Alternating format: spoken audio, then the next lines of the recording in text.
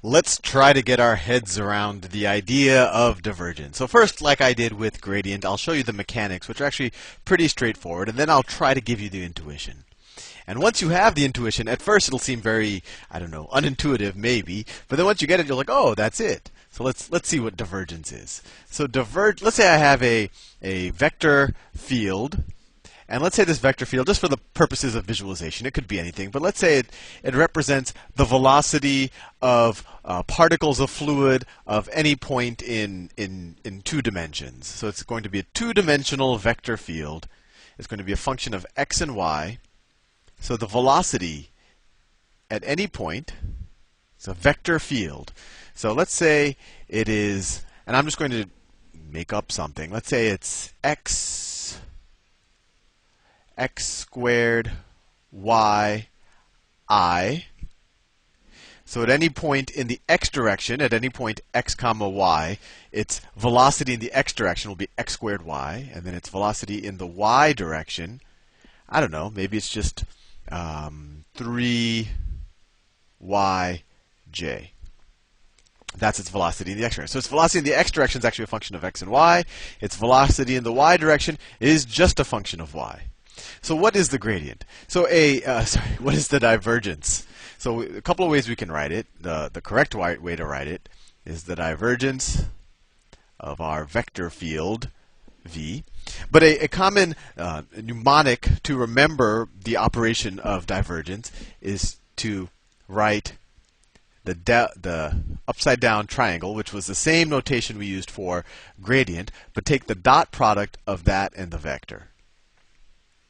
And if you remember from the gradient discussion, we said that you can view, although it's not really, it's kind of an abuse of notation, but you could view this upside down triangle as being equal to the partial derivative with respect to x in the x direction plus the partial derivative with respect to y in the y direction, which is the j unit vector. And then if we went to 3 dimensions, the partial derivative with respect to z in the k direction, etc., etc. But we're dealing with a 2-dimensional vector here, so let's just stick with two dimensions, x and y. So what would this turn out to be? If you took the dot product of this, right, which is this expression, which is this upside down triangle, with this vector field, what would you get? Well, you would just get the partial derivative of the x dimension with respect to x, so you would get, and this is actually pretty straightforward to memorize. You might not even need this mnemonic right here, this abuse of notation. You might just know it offhand. You take the x component, you take the partial derivative with respect to x, and the y component, you take the partial derivative with respect to y. But I'll show you why it looks like the dot product. So if you took the dot product of that and that, it would be the partial derivative with respect to x of that expression of x squared y, and then plus the partial derivative with respect to y of that second expression, the y component of 3y. And then you would evaluate it. You would evaluate what's the partial derivative of this with respect to x. Well, we just pretend that y is a constant. It's just the number. So the derivative of this with respect to x is be 2x times the constant. So it'll be 2xy. So it equals 2xy plus, what's the partial derivative of 3y with respect to y? Well, there's nothing else to hold constant, so it's just like taking the derivative with respect to y. So it's 2y plus 3. So this is the divergence of v at a point xy. You can almost view it as a function of x and y. So you could almost say, that the divergence of v, I'm going to make up some notation here. As long as you get the point across, you can say that the divergence of v, that this is a function of x and y. That we just have an expression that if you give me a point anywhere in this vector field, I can tell you the divergence at that point. So I think you'll find that the computation of divergence isn't too difficult. You just take the partial derivative of the x component with respect to x, and you add that to the partial derivative of the y component with respect to y, and then if you had the z, you would do the same thing, so on and so forth. But actually, let me just do one more just to hit the point home, and then we'll work on intuition. So if I said that I had, I don't know, let's say my vector field is cosine of y I plus, so it's interesting, my x direction is dependent on my y coordinate, plus, I don't know, e to the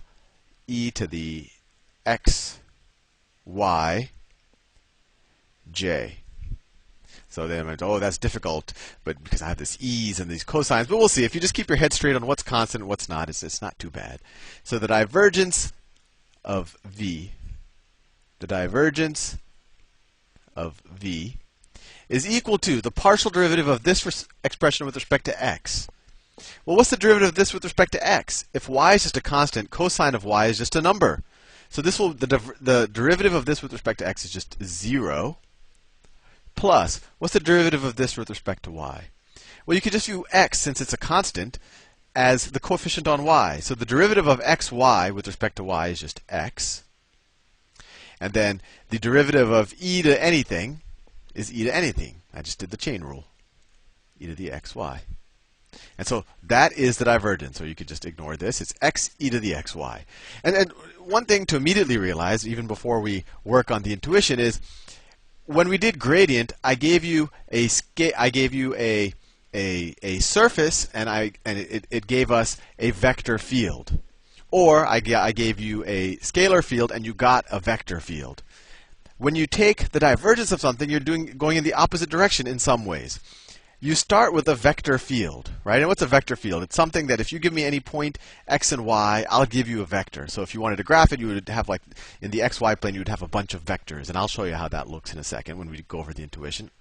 But when you take the divergence of it, you get a value for any point xy. So even though a vector field has all these vectors on it, the divergence tells you an actual scalar number at any point in the field. So let's get a little bit of intuition of what a divergence actually is. So let me do it in one dimension, or we could let's do it in 2 dimensions, but I'll make it constant in the y. So let's say that my vector. Let me erase this. I'll probably need some space. Okay, so no, I didn't want to do that dot. Okay, let's say the velocity of a fluid, or the particles in fluid at any point in the xy plane, let's say it is equal to 5xi plus, I don't know, 0y. So there's never any, 0j, right? J is the unit vector in the y direction. So there's never a y component to the velocity vector. So what would that look like? And I don't need a computer to draw this. I can handle this one myself, I think.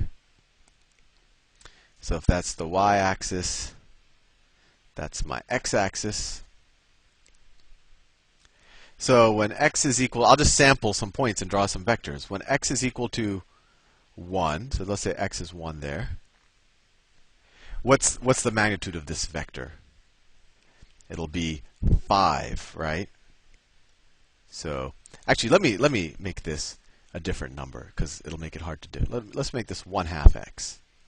So when x is 1, the magnitude of my vector is 1/2, right? Only in the x direction. It has no y component. Ignore this right here. Right? It's 1/2 xi plus 0j, or you could just say it's 1/2 xi. And when x is equal to 2, I could have picked any points, but I'm just picking the numbers. It's easy to calculate. When x is equal to 2, what is the magnitude of the vector? It's 1/2 times 2, which is 1. So it's going to be twice as big. So it's going to be twice as big. Right? And remember, so if I have a particle right here in my fluid, if this is a particle, its velocity in the x direction is going to be 1 meter per second to the right. If I have a particle here, its velocity in the x direction is going to be 0.5 meter per second to the right. And let's just do one more point. So let's say at x is equal to 3. At x is equal to 3, what's my velocity to the right? I'll do it in a different color just so that we don't get confused. Is going to be 3/2. So it's going to be even longer. It's going to be even longer. Right? But the general idea here, and as we move up in x, it doesn't change much, right? It doesn't change at all. Our x value doesn't. So for any for any y, the magnitude of the vector doesn't change, right? It's only dependent on x. And then, for example, here it'll be even longer. If we draw the vector here, it'll be even longer, right? If we do it here. I think you get the point. The further you go to the right, the faster the particles are moving towards the right. So now let's try to get a little bit of intuition. Oh, I just realized that I ran out of time. So I will continue this in the next video.